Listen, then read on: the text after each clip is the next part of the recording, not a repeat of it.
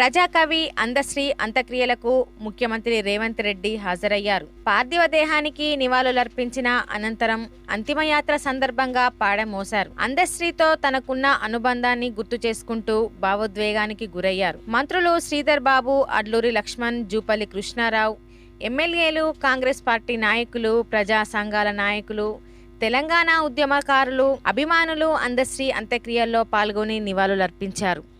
Doctor Andasri అన్న జోహార్, doctor Andasri అన్నకు జోహార్ జోహార్, జోహార్ doctor Andasri అన్నకు జోహార్ జోహార్.